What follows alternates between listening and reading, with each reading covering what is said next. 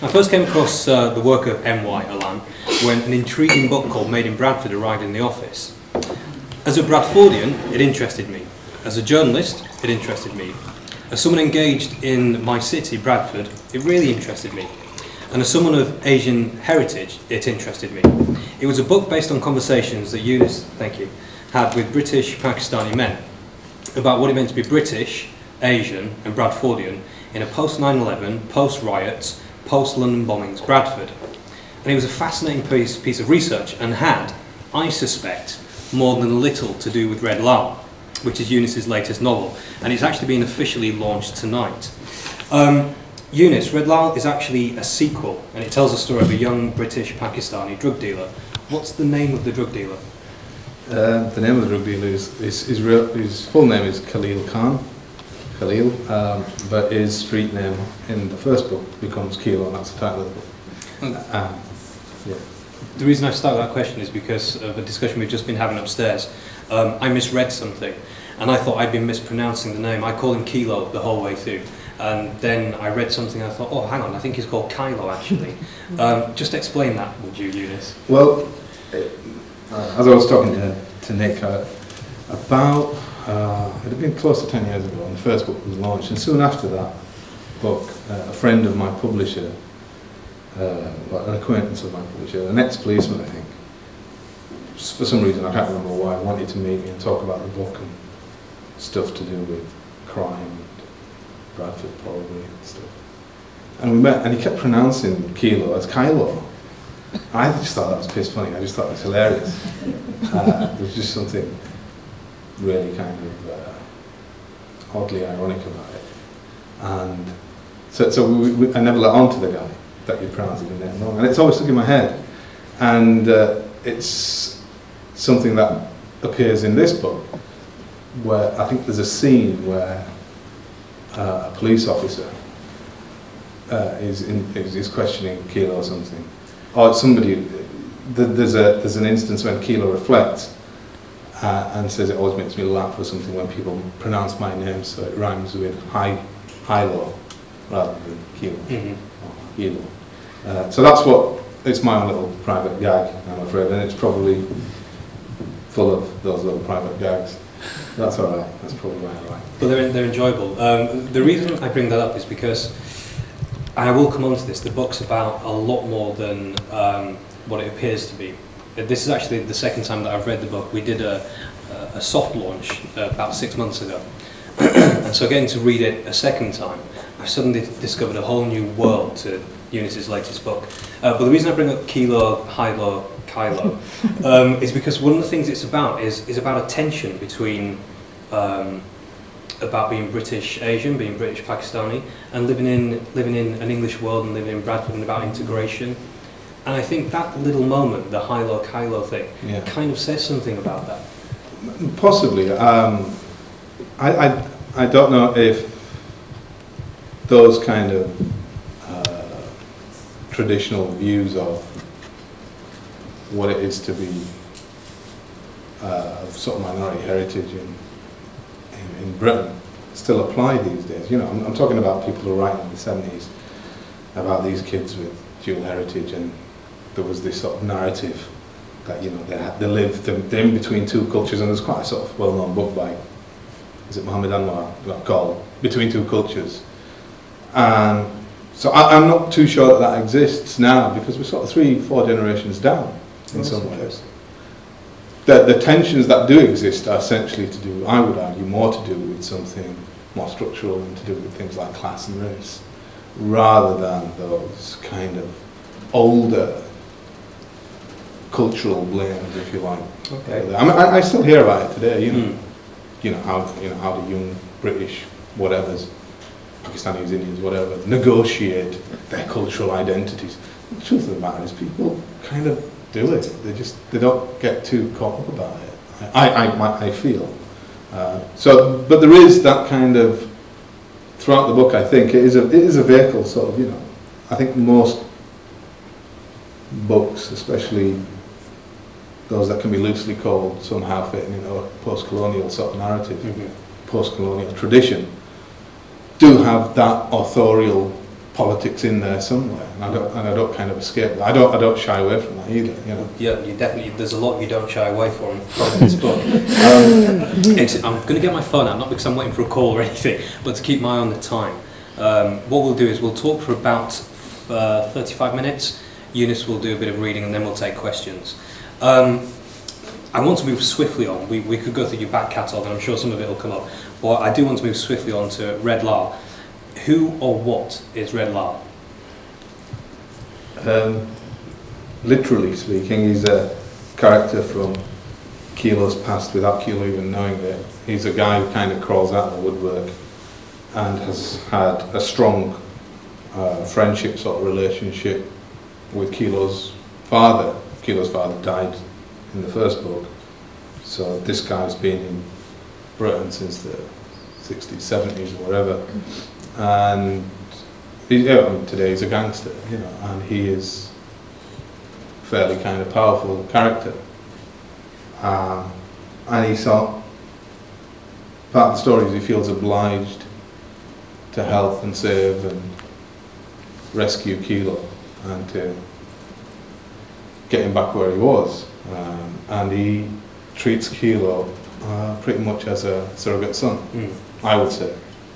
That's Red Laal's paternal side, but there's also an issue to do with guilt and responsibility as well that creeps into this guy's makeup, and there's all sorts of questions you could probably ask about morality and things like that.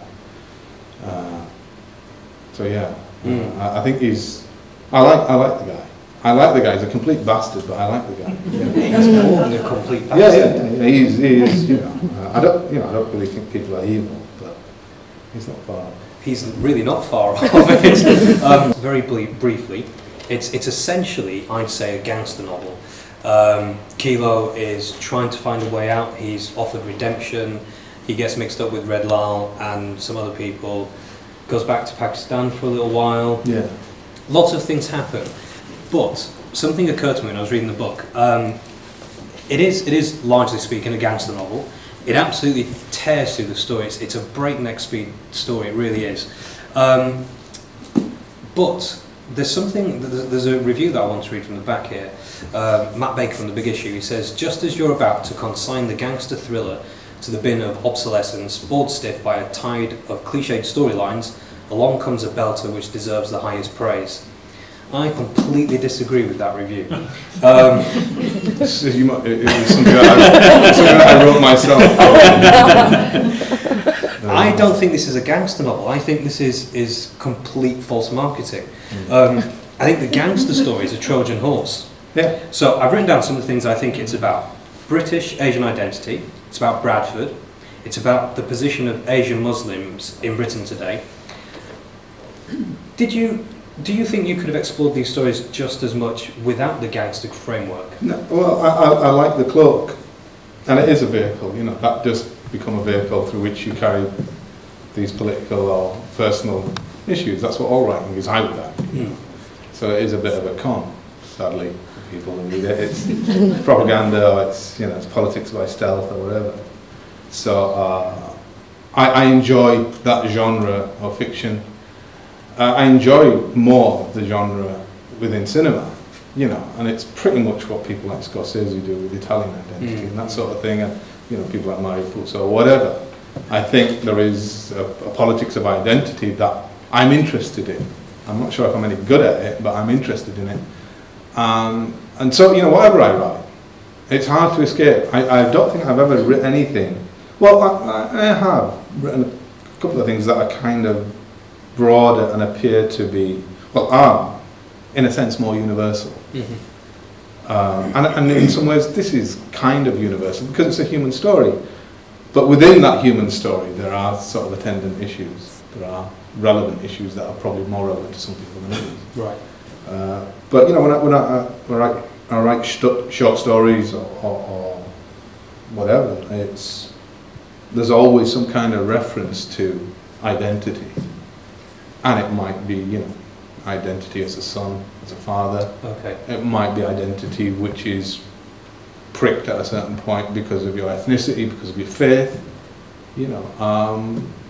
or because of other people's ethnicity or faith or gender or whatever, you know. So I think, you know, that's what writers do anyway. Mm. You know, I think even people like Stephen King, I like Stephen King's writing, some of it early on, to actually talk about human beings, you know, even though they're using the cloak or the genre of horror or whatever, you know. Right. He's particularly good at that. But yeah, so I think you're right, but it is carried by this this vehicle of gangster, because, you know, I mean, it isn't, whenever I hear the word gangster in this sort of context, I'm always thinking of, you know, Cockney slags and all that. It's not that kind of gangster. I think it's more kind of grounded. And the weird thing is, you know, people tell me when I see them, and they're telling me about real life stuff that goes on in the world, and it's more peculiar. It's more distressing than the stuff that I can read often. Well, I think I kind of have an answer to this. When I introduced you, I said you're a novelist, academic editor, and intriguing chap. Now you're a university. I think I'm a weirdo. You're a university lecturer. Why is a university lecturer writing about gangsters? And that question is really about your background. I have no idea what you're talking about. Do you know where open speak units? Apologies for people who've heard this sort of story before, but it's a story that I've dined out on for years. Again, after Kilo, I was invited to talk to, there was a woman who turns out to be a friend now, and she worked in a prison as a writer in residence, and she got the people who turned up to her workshops and classes to read this book called Kilo. And there was a lot of, you know, it was all males. There was a high proportion, I think it was Preston prison, and there were a high proportion of sort of BME people, Pakistani, African Caribbean, a lot of lads from Manchester and stuff. And she found that this book was quite popular, and she could kind of coax people to turn up to her workshops if she promised them a copy of the book, right, to read or whatever. And she invited me in to talk to these guys because they really liked the book. It was one of the few books that they liked. I thought, wow, cool, great. So I turned up to this thing, and it's like, you know, you have to get a VO, visitors orders 6 weeks in advance, and you have to take your passport, you know, they put on the rubber gloves and everything, and it's all, well, they don't go that far. It was like... he tells a good story, doesn't it was, you know, very intense. I thought, shit, you know.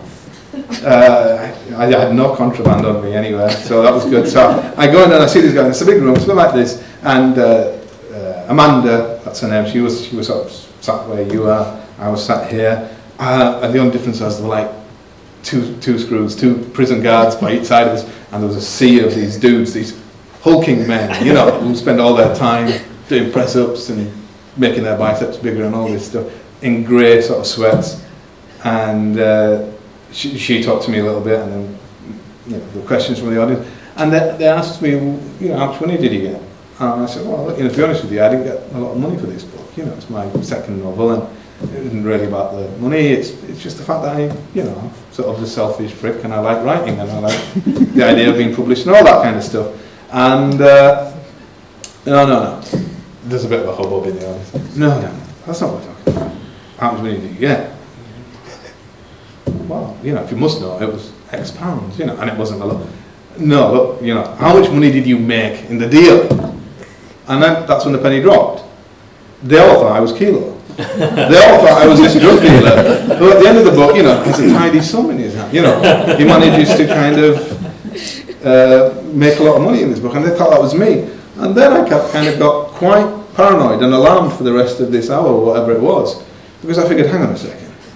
I'm sat here on the stage telling them about this book that I've written about a drug dealer who does really well. And these guys, who are these guys? These guys, some of them are drug dealers. And guess what? They haven't done too well. They're in prison. And, you know, I was really quite fearful for a while. You know, thinking these guys are going to kick this shit out of me. And that was the depth of my connection with aspect of my identity. Okay. Of course, you know, if you live in any urban centre, in Britain, I would argue, in the Western world probably, you're going to have some degree of experience, even if it's observation. You're going to have some degree of empirical kind of insight into the world of crime, even if it's transmitted or mediated. You know, it doesn't matter. and I guess that's where my kind of insights come from. You know, again, you know, I'm not reluctant to admit the fact that I've known criminals. You know, and some of the stories in there come from some of my observations or interpretations of their stories. You know, that's not to say that, you know, I do deep, meaningful field work with them or anything. You know, your radar's always on when you're writing. You know, that's what you do. You scavenge, you steal, you pick up whatever you can, and then you try to reinvent it as some kind of fiction. So my background isn't criminal. You'll be all pleased to know. Is that just because we're recording tonight? No, it's not. I have a clean criminal record. That doesn't mean to say I'm not a criminal. I mean, I've never been caught. Yeah. But I'm just fascinated by that world. And you know, going back to the first book, one of the reasons I wrote that was, you know, even to this day, perhaps to a lesser extent, you know, in the 90s and beyond, there was a lot of discussion about drug dealing and drug dealers, and they were often painted as very one-dimensional characters, predatory and all that kind of stuff. And I dare say some of that is true. But I like the idea of somehow coming up with something that was a bit more, well, three-dimensional, something that was a bit richer, I suppose. And that's why I wrote Kilo. On that point, Kilo's a drug dealer. He's not a good boy, and yet he's ultimately doing bad things. Conflict's an interesting word, isn't it? He's a reluctant drug dealer in this book, especially. He wasn't that wasn't the career he planned in the first book. So again, going back to my last sort of response, it was partly because of circumstance. I think these days it seems to be the case, you know, word on the street, is that, you know, drug dealing is seen much more as a career than perhaps it used to be. You know, Kilo's storyline is that he became a drug dealer to survive. He didn't become a drug dealer because he was a user. You know, it seemed to be the only thing he could do. You know, he was homeless or whatever, and that seemed to be and he got good at it. And that, of course, helps feed the illusion that I'm only doing it while I can get out, until I can get out. So I know what you're getting at, but so that's why you excuse him then? Or that's why it's not for me to excuse him. I actually, and I've said it before, I actually think despite the fact that he's a drug dealer, he is quite a moral character. He is quite a noble character in many ways. You know, when you read the book, you see the arc, you see the highs and the lows, you see how he deals with the world. And I dare say, I'm sure there are things that, as a character, you know, he surpasses my responses, what I would do. And that's one of the things about writing, you know, you get to live vicariously through your characters, perhaps, and do the things that you know you would never dare do. So there is a bit of possibly alter ego stuff going on. I've got to say, I probably should judge Kilo more simply for being a drug dealer, but actually he's a really nice boy. And he's difficult to resist. I think he's kind of charismatic without knowing it, and you can see that he's got a good heart, which is for me what makes him the hero of the story. Some of the book seems really quite far-fetched. It's very rooted. If you know Bradford, what's fantastic about it is to read about these places that you visit that I personally know really well. You describe the Sweet Centre on Lund Lane, you describe it beautifully. It's like I'm back there when I was a little boy with my dad. Yeah. Well, the description is before it had its makeover. Oh, I remember. It's been kind of IKEA'd up now. Absolutely. But the point is, it's very set in Bradford, but also it's kind of, there's almost this parallel world going on that us normal law-abiding citizens don't know about. It's so far-fetched. People get killed. There are contract killers contract cleaners who come along once someone's been killed, and it's so far-fetched and so unbelievable. And then about a month ago, someone was shot at the end of my street, and it was a targeted shooting. It scared me quite a lot to read this book, have it rooted in Bradford, but also kind of go, some of this stuff that feels very unreal actually could be happening out there. Was that scary for you to realise? The only thing that's ever really scary about it is if somebody somehow manages to believe that something that's been written is about them. So that can have consequences on my safety. But other than that, no, it's, to me, it's, I haven't, by the way, with one exception, it is mostly, fiction. There might be seedlings or something from the real world. Actually, there's a whole bit where there's some councillors and politicians talked about that appear in the book, which is quite real. I tend to think that, I'm quite sort of perhaps too casual about it. My view is, look, this might be the kind of thing that happens. I don't see it as a problem. Obviously, people getting killed is a problem, but in terms of me trying to depict in a realistic way fiction, so that people get the impression that Bradford is a very violent place, I don't think people would be able to legitimately make that leap, because A, it's fiction, and B, when those sorts of things do happen in the real world, they are relatively few and far between, no more than other sort of built-up or urban or centres where there is a large population, Wherever there are large populations, there is crime. Yeah. Of varying kind. But this is very extreme crime that you're describing. Yeah. I think the question is about the fact that you describe corruption and danger kind of living among us, and then when we see the headlines of the TNA, it's not difficult to make those connections and think. Yeah, I suppose that notion of literary license does kind of figure in there somewhere. And one of the interesting things about writing, I guess I'm trying to talk about art now, is how you can make something that on the surface seems quite fantastic, seems absurd and surreal, how you can convince the reader that it's real. And I think that's part to do with the craft of writing and the labour of writing, and that's the self-indulgent part of writing. That's why one of the reasons why you do what you do. So I shirk the responsibility, if you like, a little bit by using this cover of artistic license or literary license or whatever. I genuinely don't feel worried that people are suddenly going to get really scared of Bradford because guess what, he's written this book and all this really crap, horrible shit happens in it, and that means it's real.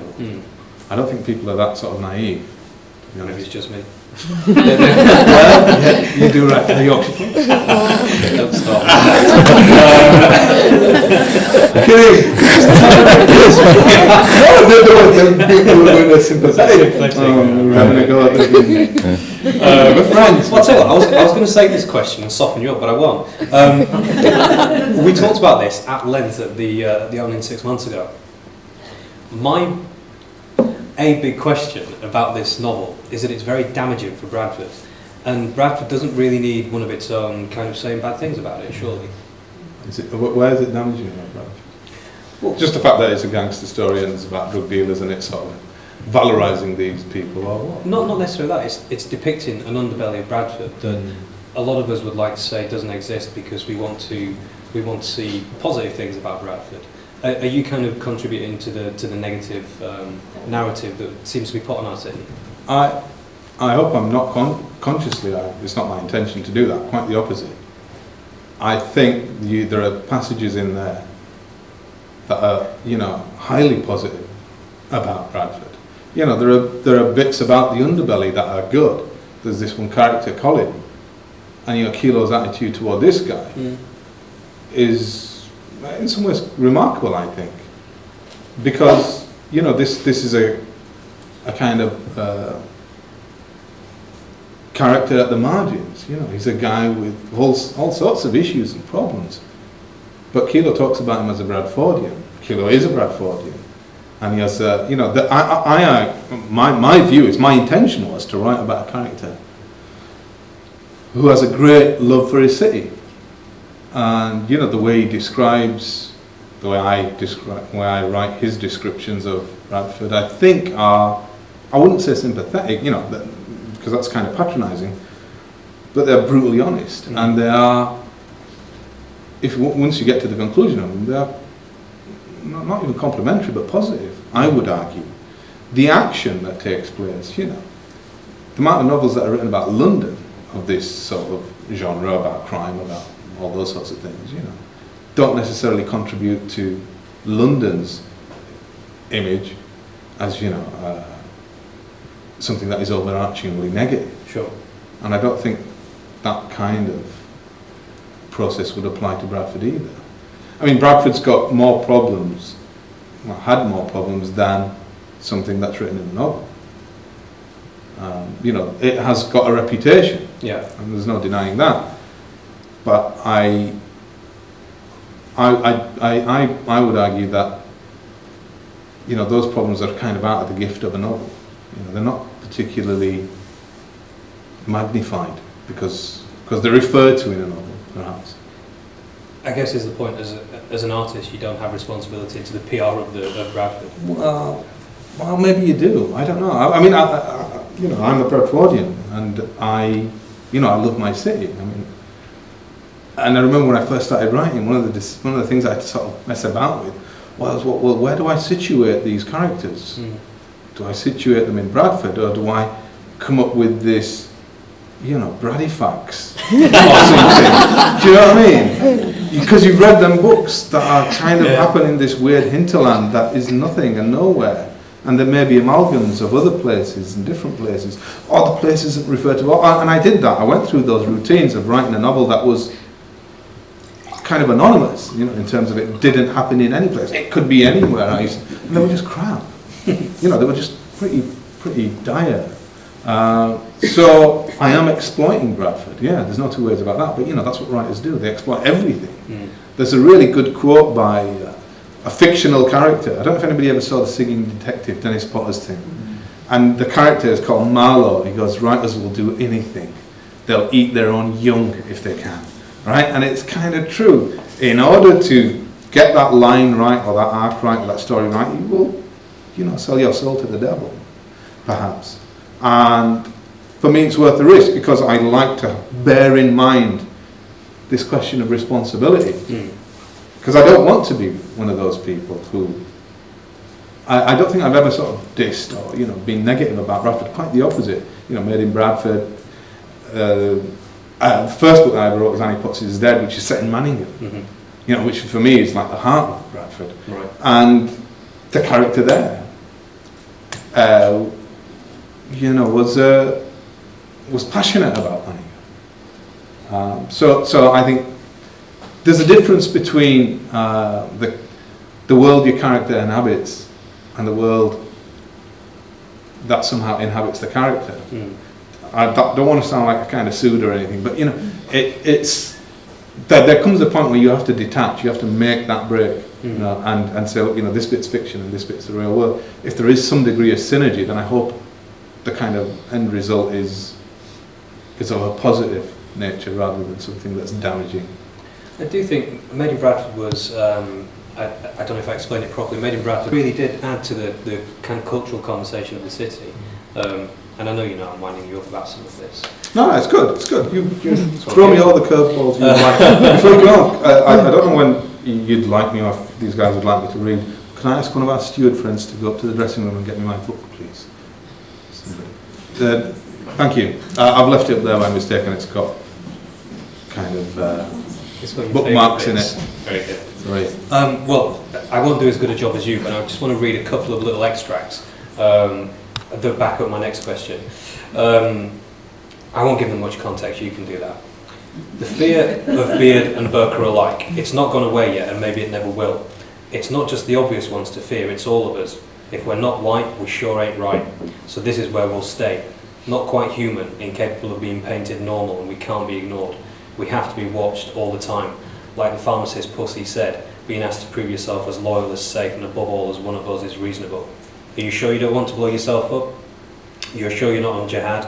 You sure you don't hate everyone who's not like you? You sure you're not the enemy within? You really sure about that? There's another just little bit here.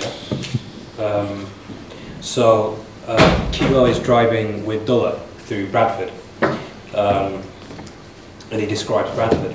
For years now it had resembled a ghost town, but recently it was more like a building site. Dead and dying buildings, some over a century old, others 60s experiments gone wrong only months after they were put up. some of the bigger stores having closed down or moved out years before. On every other corner, some joint that sold things, mostly useless and unnecessary things, for £1. Worst of all, the place was empty of people, not like it used to be when I was a kid. And on the back of the book, David Barnett, who works for the T&A, says this is one of the most important books to ever come out of Bradford. Now those two little bits I wanted to read because they represent the Trojan horse theory that I have. You're exploring a huge amount in there, aren't you? Tell me about balancing the things that you clearly want to say about the beard and the enemy within and Bradford, and yet still driving, because I cannot tell you how much this story drives along. Oh, I can. 4 o'clock this morning I finished it. For a second time. I had read it the first time. And you literally, well, you can literally put the book down, but you don't want to put the book down because the story just barrels along. And yet you have these little moments where you reflect on Bradford, you reflect on what it is to be British and Asian, what it is to be Muslim, what it is to be a beardy Burke, or whatever the phrase is that you use. How on earth do you take those two almost seemingly opposite things and weave them together?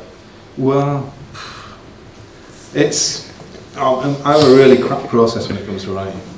I just write and write and write, and I end up with probably 10% of the material. So I'm a really bad writer because I overwrite. And one of the things that I overwrite is polemic. And that's what it is, there is, you're talking about your little theory, and yeah, I mean, I'm not alone in this. I'm not the only person who uses literature or fiction or whatever as a way of kind of expressing their own political beliefs. It's not a pejorative. I think it's no. It's pointless. It's pointless. I personally think. Yeah. And it's the question is really about, you mentioned the word balance, and I think that's part of the skill or the look or whatever. And you just the way I do it was, I worked with my publisher very closely on this for a long time, and it was a question of just poring over draft after draft after draft and trying to make the first priority was to do with the story. Everything else is unnecessary. Technically, everything else is unnecessary. So all those little asides that Kilo raises, whether it's about, this is the sociologist in me, right? Whether it's about, class, whether it's about the labour invention of some schools, academies. I mean, there's all sorts of crap in there. This guy talks about everything from, the state of the NHS, education, poverty, corruption, governance. He does it in Kilo language, but that's what he's talking about. And there comes a point when you think, forget the story and just stick with the polemic, just stick with the denouements, just stick with the rant. And I think what I've learned is, because when I first started writing, it was 90% rant and 10% story, and now I've probably got it the other way around, and that's probably where the balance should be. So, earlier drafts of this thing were just kind of incessant. What's wrong with the world? And we were joking before, and then somebody said, one of the questions you should ask me is, what's your problem? And my problem is everything. My problem, I'm just an idiot. I just can't help myself from getting caught up in these things. And this maybe is, at some level, some kind of therapy. And again, there's a lot of literature, there's a lot of academic literature on that as well. I've got to say, there's as the arts man for the YP, I get an awful lot of books sent. It's very, very rare for me to read a book more than once. It's rare for me to read a book properly, frankly. And I genuinely can't recommend this book high enough. It's absolutely brilliant. And I think you couldn't really describe much better in saying that it's 90% story with 10% polemic. I think the polemic is vital. I think it makes a really important reason for the book to exist. But by God, does the story barrel along. So I do highly recommend you read it. I'm not going to spoil the ending, but there's something that I want to talk about. I'll do it carefully. Kilo is offered a possible chance of redemption, and I found out this evening that in an earlier draft you didn't allow him redemption, and then you thought maybe you did. Tell me about the responsibility of the author to Kilo and to give him, I'm not going to say a happy ending, but to give him maybe a sense of redemption? Well, it's only redemption until the next one, and everybody dies. Probably. Yeah, there were two, well, there were probably more than two endings.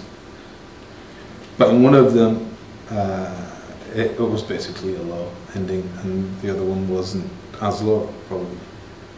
And I guess I got to a point, along with other issues, to do with, again, the story. It was about being faithful to the story. And I say this as if it's a real story. It's not a real story. The narrative. And one of the questions I had to ask was, look, how much can you put this guy through? And he's, I'm talking about a fictional character. It doesn't exist. This is nonsense, right? But you kind of feel some form of, I'm not sure if it is responsibility, but some kind of connection or attachment to this character. I mean, I like the character. I know he's a drug dealer and all the rest of it. But I like his voice.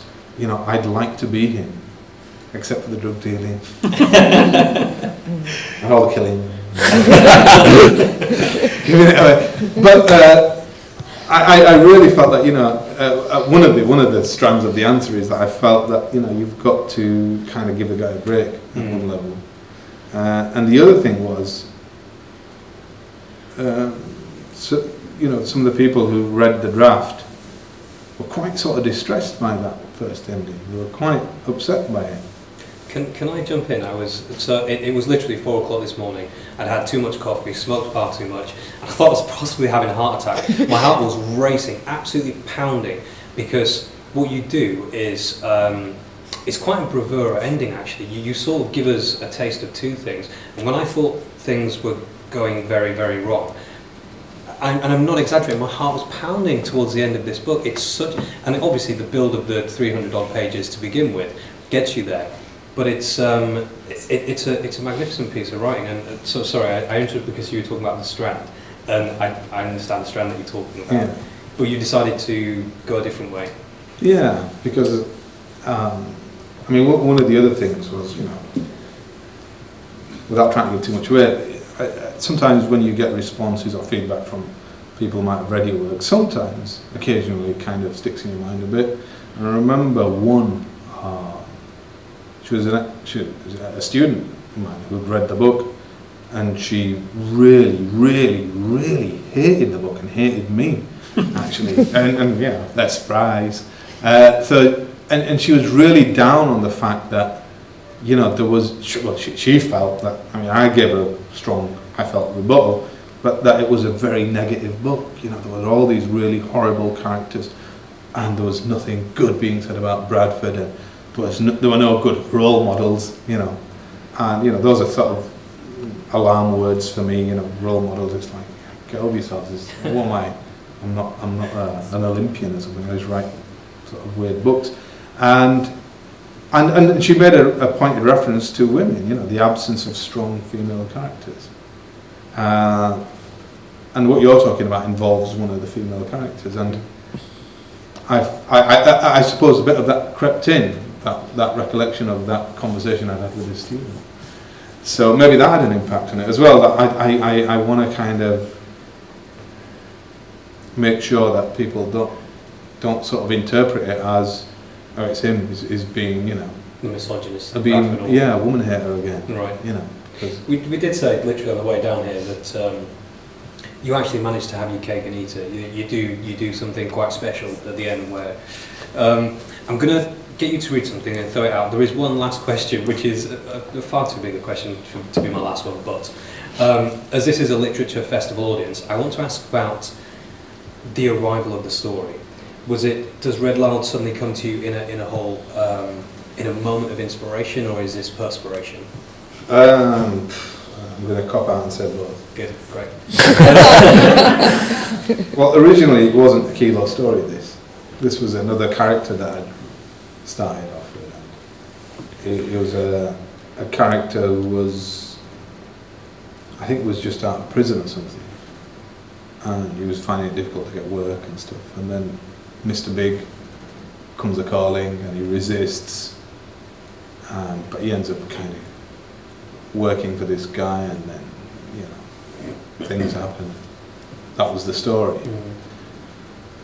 But it mutated through perspiration rather than inspiration, you know, into what it is, into a Kilo book. It wasn't that it was the same character or the same voice, but I thought it's a situation in which Kilo probably could thrive as an idea, as an identity, as a character, or whatever. So that's where it came from. There is this kind of myth about inspiration. Sure, you do get inspired, but you know, you have to work to be inspired. You have to, you know, there's another, I'm sorry I keep quoting these authors, but for the life of me I can't remember. There's an American writer, and he said, you know, you know, all of my work comes through inspiration, and I see to it that I'm inspired every day between 9 and 5. So, you know, that's the answer. You know, if you're just waiting for stuff to come along and then suddenly materialise on your screen or on the page through some form of osmosis, it's not going to happen. You have to kind of slog it out. And it's been 10 years. Yeah, I've done other stuff. I've sort of slept and stuff. But you know, it's a long time for a book. It's a long, long time for a novel. For me, when I first started, 2 or 3 months I'd knock one out. Easy. Really? Yeah. They're all shit, but you know. But there you go. They're all rubbish. Yeah. That was practice. Do you want to read a little bit for us? And then we'll yeah, I'll read a little bit. Alright, okay, well I'll carry on reading a bit that you started. Okay, sorry. Well, I'll go over it again. This is from a chapter called Kashmir, and it's when Kilo's got into Pakistan. I found myself on a plane, sharing a centre aisle row with a trio from Keighley, a part of Bradford that thinks it's not. Once in country, these boys would connect, feel heritage, trace roots, good lads, decent lads, honest and full of respect. Not what I was used to. I see kids who aspire but can't be asked, only living to get the deal on, only believing they've done something with their lives once they're out there and living the dream, dealing slick and chatting quick, slapping their bitches upside their heads, showing more love for their wives than they did for their mothers. You look around and you see them. Maybe they're kids. Maybe they have no idea about nothing. And maybe it's poverty, and maybe it's a shitty home life, bad role models, biased media, and maybe I don't believe a word of it. But let's just say it is all that. If it is, then those three had me curious, wondering where and how they fit into the scheme of things, wondering how they escape the world of the gangster, even though it surrounded them. Keighley, or K-Town as they called it, had a reputation. Always had been good for drugs and thugs, and it existed years before my time. Must have got off the bus early though, these three. Caught the train instead and were well on their way to good and honest living. Under 20, single, and, of all things, studying serious. One doing economics, another pharmacy, and the third making it sound like sports psychology, whatever the hell that's supposed to mean. Whereabouts in Keighley? Just off Lockham Lane, said the would-be pharmacist. I passed through it a few times, one of those spots that's more Pakistani than Pakistan, and that's no bad thing. Nicer than some parts of Bradford, and friendlier too. People still hang there washing out across the streets, doors stay unlocked all night, without worry, not a whiff of that middle-class snobbery that people in Bradford are adopting faster than haggish celebrities can buy foreign kids. As working classes, flat caps, black pudding, and whippets, the modern day equivalents being Nikes, pizzas tasting like curries, and Staffordshire pit bulls. So which one of you three is getting hitched, I ventured. As one, they burst out laughing. Wouldn't be surprised if it was all of you.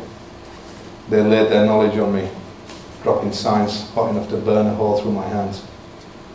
That thing, it might have happened in your day, but not now, brother. My day? Hell, barely a decade older than them. If that, shit, we couldn't have been that different. I got married yesterday, I said. Surprised and intrigued, the sports psychologist asked me, "Have you divorced before?" "No, nothing like that." "Widowed?" "Nope." The economist in the making reckoned up a calculation. "Second wife, right, bro?" The other two smiled with him. a reasonable guess, I suppose. Plural marriage could have easily been the case for me had my old man's plan run smooth. Married at 18, a wife who didn't understand why I was such a fuck up, an absent father a year later despite any real connection with her indoors. For comfort, understanding and companionship, I take a second wife, one of my own choice, one I loved. My first wife, she'd hurt me and so was my child. At least my way, getting out and staying single. I made sure the fuck-ups were my own.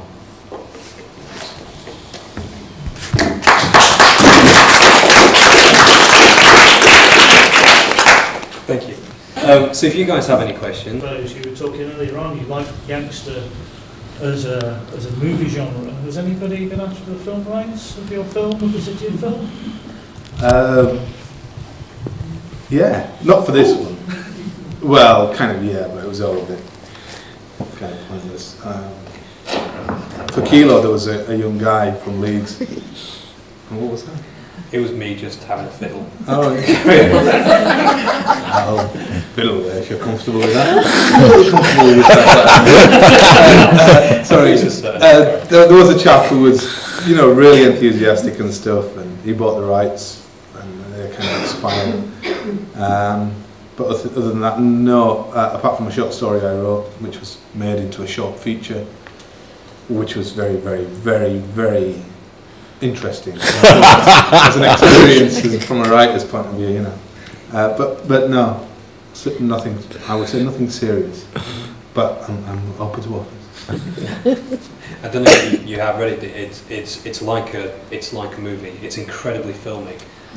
Not just the language and not just the way it barrels through the story, but the language as well. It's incredibly filmic. So I hope it does get picked up. How much does your academic life spill into your writing life? Oh, that's a really good question.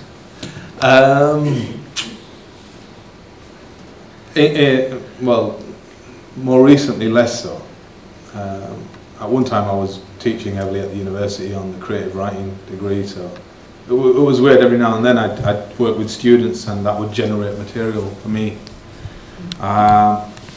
But that's kind of less of an activity for me now, so that doesn't happen so much. The weird thing is, my academic research, however, does occasionally sort of, bits of it do get kind of rematerialized or reconfigured as fiction. So one of the examples I can give you is there's a short story I wrote for the Book of Leeds. Was it Book of Leeds? Taxi Driver.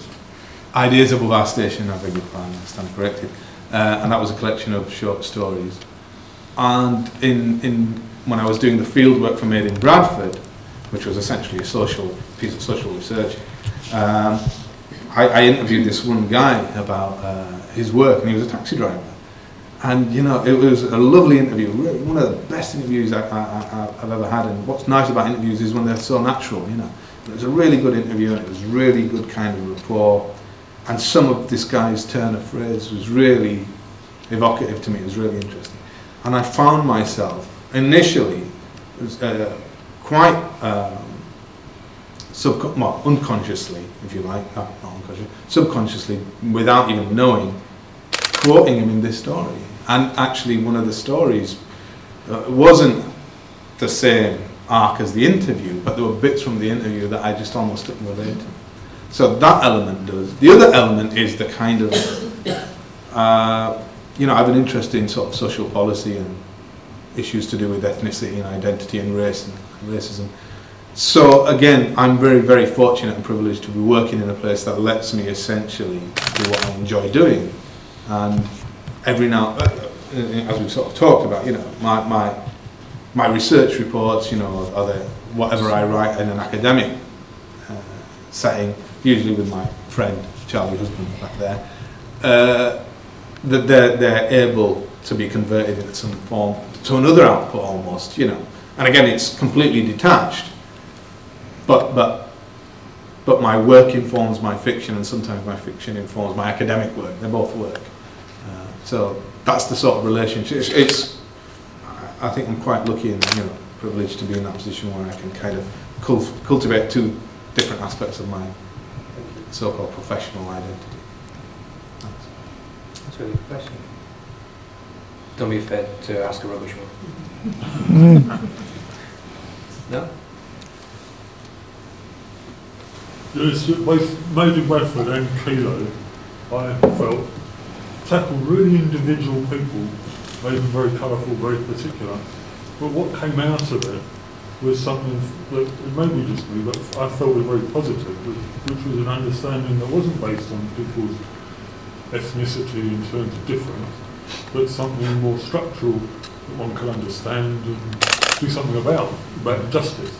Yeah. And you came in saying what you're interested in was class, Yeah. racism. Some questions, what in your life gave you those understandings? Where do they come from? Well, I suppose mostly it's just the fact that I was born and brought up in Bradford. These issues, you don't have to know the kind of concepts or the literature or the theory about them in order to see them or experience them or understand them. So, I worked and lived, I was born in Manningham, I worked and lived in Manningham for a long time, and there were all sorts of politics going on there, and I'm not talking about kind of local politics, but I'm talking about the politics of identity. And that was something that always intrigued me. And there is a kind of an argument that people who are, in a sense, less powerful politically, I'm just talking about, you could even say, not even, but, there are there is a whole raft of individuals who exist as sort of second-class citizens. So if you're in that position, you're more susceptible to be kind of aware of those issues, to be aware of those inequities. And usually you come to a conclusion that they're not just about they're not just because of individual biases and prejudices. There are more structural issues, more structural forces at play. So I kind of learnt all that stuff on the job. And one of the most formative periods of my life where I learnt about inequality was when I worked. When I worked in a mill. I worked in a textile mill, and I saw race and class politics especially play out there, and I learnt a lot there. So that's where a lot of my kind of thinking and experience comes from. It's from just the fact that I've grown up and worked in Bradford all my life. I guess, does that answer you? I'll help. When I read both of Kilo and this one, part of the time I'm constantly being reminded of American gangster opera, like Elbow and people like that. Very strong sense of locale and argot.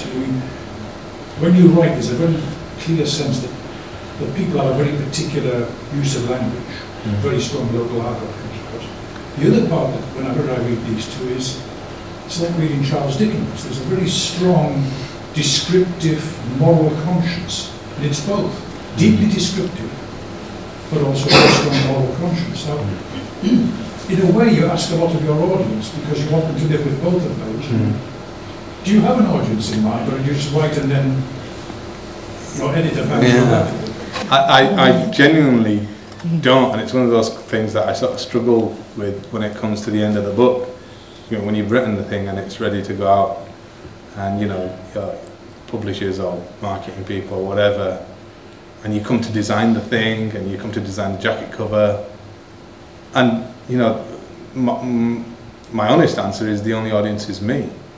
I'm writing for myself, but not just myself. I like to think that there might be other people who would not necessarily find some value, but wouldn't be pissed off after having read it, right? So that's kind of a fairly low threshold. As long as people don't think, you know what, I'm never going to read again, that's kind of a good result for me. And that's kind of one of the reasons why I started writing, because when I was an avid, as a kid, I used to read all the time. But I was just reading, it was just like, it's when you eat white bread, there's no flavour, there's nothing there, and you're just eating it. And I wanted to read something more textured, and it wasn't, I wanted to read something about the darkies, it was nothing quite like that. There's nothing that I wanted to read about the Asian experience.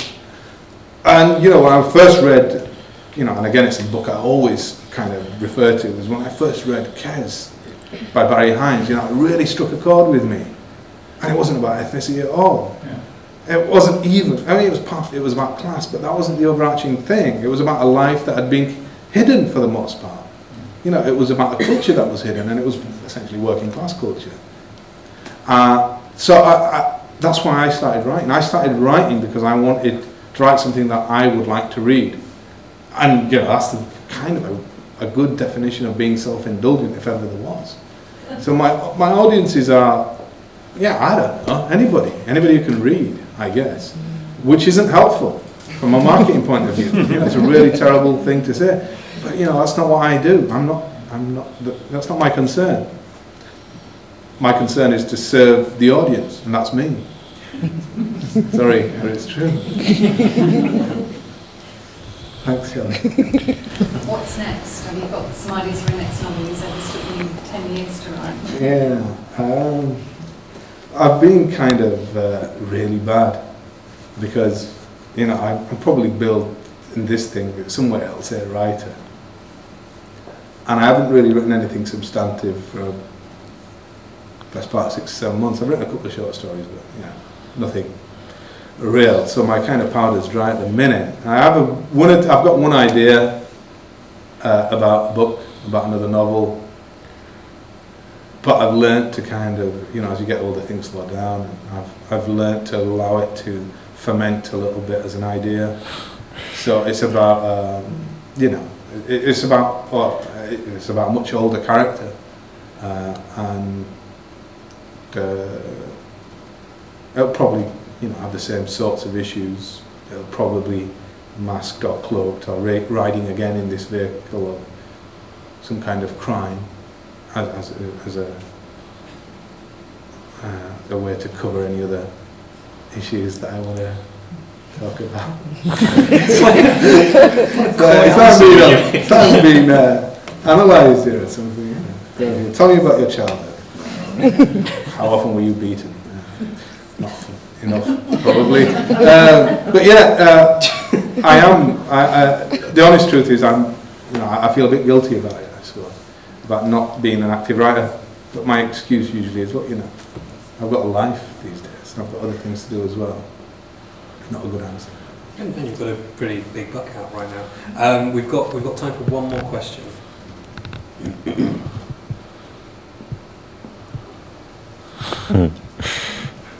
Okay. Apparently, my big failing of these things is that I don't give enough time for questions because I've got lots of my own. So definitely no more questions. Okay, I'll tell you what.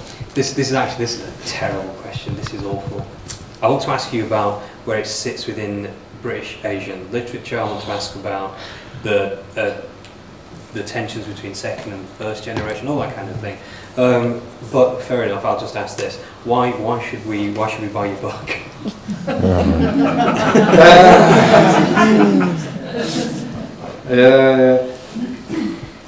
It's quite big. You know, if you've got any gaping holes in the wall or the door or something. And winter's around the corner. Yeah. Yeah. So I was going to say it's probably good stocking for the size, but no, it's too big for that. I don't know why you should write. I think you know, your life will not be improved by reading a book. Certainly not this one. You know, it's just a piece of fiction. It's just, you know, if you have anything to do with Bradford, it might be interesting to you. I like the book. I'm not trying to sound kind of. I'm not good at marketing. I'll stop. The thing is, you know, when I've written other books and other stuff I've done, I've always been a bit, you know, it's there now and it's kind of dead and, you know, whatever. But I actually felt quite good about this book when it was done. I mean, maybe it was just a relief of the bloody thing, you know, getting the thing finished. But I like the story, and I think it's to do with the fact that this is a story about a guy who has to go through a huge amount and kind of survive. And then there are all these other little bits that he has to negotiate to do with danger, fear, and then there's nobility, honour, and all those sorts of things. So I kind of enjoy the idea of it, you know. So, but maybe you guys will think it's suck. I'll borrow from you. I think the Charles Dickens thing is great. It feels. I had a Catholic upbringing, so it's probably why this has come to me. It feels quite biblical, some of the stuff about redemption and the things that he goes through. I mean, this boy goes to hell and back. It's amazing. Vic Allen, who is a very smart man, says if this doesn't win awards, then there's no justice. Well, that's the whole point, isn't it? And I'll recommend it highly. That quote's not about this book. It's about a book that... Did Vic say it? Vic did say it, but that was about Annie Potts is Dead. And if you ever read Annie Potts is Dead, you'll get what he's talking about, because it's about a writer. Reuse and recycle. They don't need to know that. No, well, I know. I couldn't live with myself if I lied to an audience of 50. Well, I think it's genuinely a fantastic book. It is, and as David said, it's a really important book. It's about Bradford, but it's about an awful lot of things that a lot of us face, that a lot of us engage with. But it's also just a very, very good read. I really highly recommend it. Eunice is going to be signing some books in the cafe area right now. But for now, thank you very much, Eunice. Thank you.